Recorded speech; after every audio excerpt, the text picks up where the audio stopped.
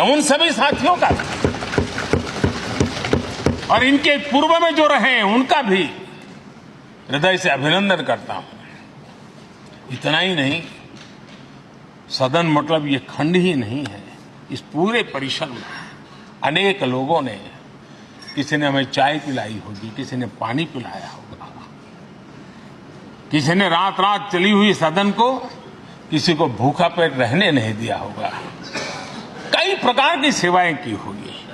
किसी ने माली ने इसके बाहर के एनवायरनमेंट को संभाला होगा, किसी ने इसकी सफाई की होगी। न जाने कितने ही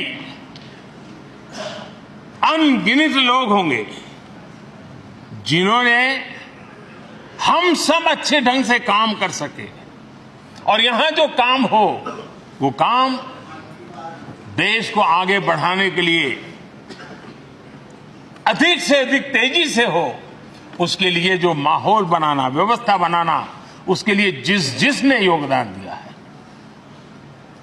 मेरी तरफ से भी और इस सदन की तरफ से भी मैं उनका विशेष रूप से नमन करता हूं।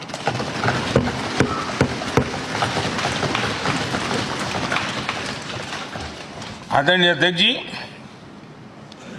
लोकतंत्र का ये सदन, आतंकी हमला हुआ, पूरे विश्व में यह आतंकी हमला एक इमारत पर नहीं था, ये मदर ऑफ डेमोक्रेसी एक प्रकार से हमारी जीवात्मा पर यह हमला था। ये देश उस घटना को कभी भूल नहीं सकता है, लेकिन आतंकियों से लड़ते लड़ते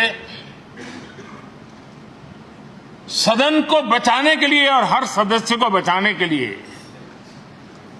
जिन्होंने अपने सीने पर गोलियां झेली,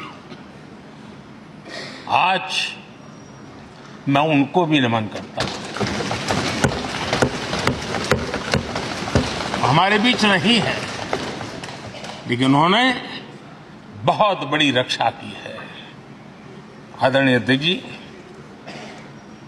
जब आज हम इस सदन को छोड़ रहे हैं, तब मैं उन पत्रकार मित्रों को भी याद करना चाहता हूं जिन्होंने जीवन में, कुछ लोग तो ऐसे हैं जिन्होंने पूरा जीवन अपने कार्यकाल में संसद के काम को ही उन्होंने रिपोर्ट किया है। एक प्रकार से वो जीवंत साक्षी रहे हैं। उन्होंने यहां की पल पल की जानकारी देश तक पहुंचाई, और तब तो ये सारा टेक्नोलॉजी अवेलेबल नहीं थी, तब वही लोग थे जो यहां की बात पहुंचाते थे, और उनका सामर्थ्य था वो अंदर की भी पहुंचाते थे और अंदर की भी पहुंचाते थे।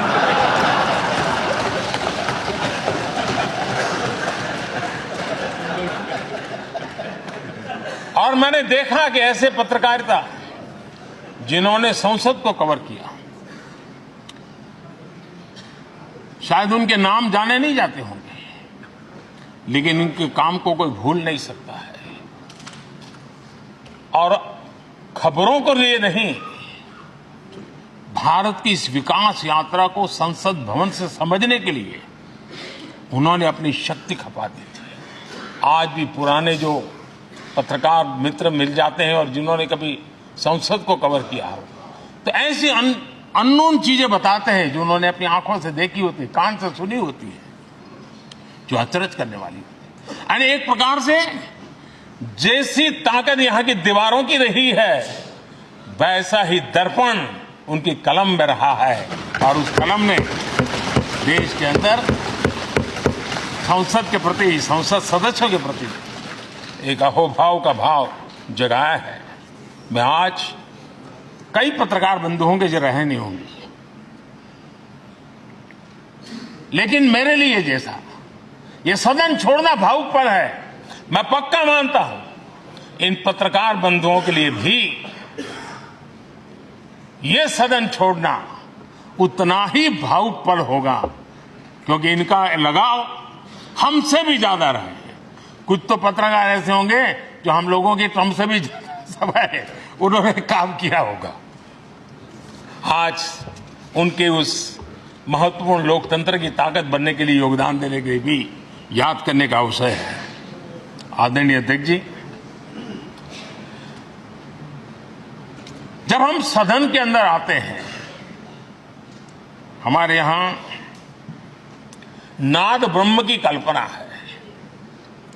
हमारे शास्त्रों में माना गया है किसी एक स्थान पर अनेक बार एक ही लय में उच्चारण होता है तो वो तपोस्थली बन जाता है, उसके एक पॉजिटिव वाइब होते हैं। नाद की एक ताकत होती है जो स्थान को सिद्धि स्थान में परिवर्तित कर देती है।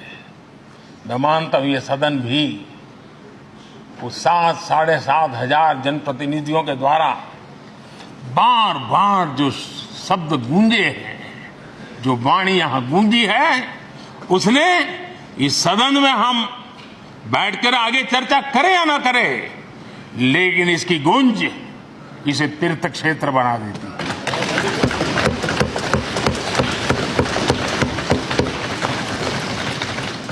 एक जागृत जगह बन जाती है और लोकतंत्र की प्रति श्रद्धा रखने वाला व्यक्ति आज से 50 साल के बाद भी जब यहां देखने के लिए भी आएगा तो उसे उस गूंज की अनुभूति होगी कि कभी भारत की आत्मा की आवाज यहां पर गूंजती थी।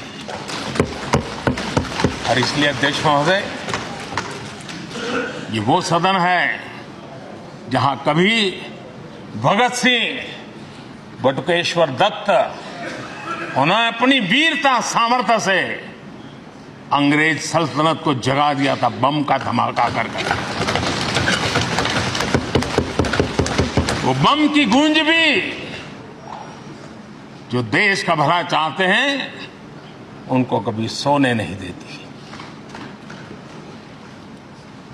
आदरणीय अध्यक्ष जी, ये वो सदन है जहां पंडित जी को इसलिए भी याद किएगा, अनेक बातों के लिए याद करेगा, लेकिन हम जरूर याद करेंगे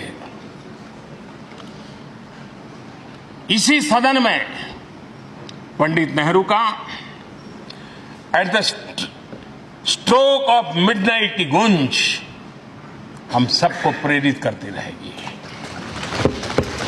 और इसी सदन में अटल जी ने कहा था, वो शब्द आज भी गूंज रहे हैं इस सदन में, सरकारें आएगी जाएगी, पार्टियां बनेगी बिगड़ेगी, लेकिन ये देश रहना चाहिए।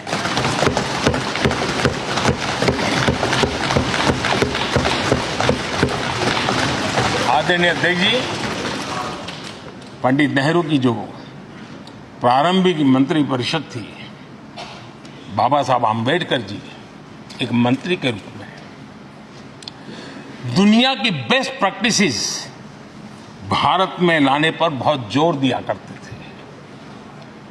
फैक्ट्री कानून में अंतर्राष्ट्रीय सुझावों को शामिल करने पर बाबा साहब सर्वाधिक आग्रही रहे थे और उसका परिणाम आज देश को लाभ मिल रहा है। बाबा साहब आम्बेडकर ने देश को नेहरू जी की सरकार में वाटर पॉलिसी दी थी और उस वाटर पॉलिसी बनाने में बाबा साहब आम्बेडकर की बहुत बड़ी भूमिका रही थी।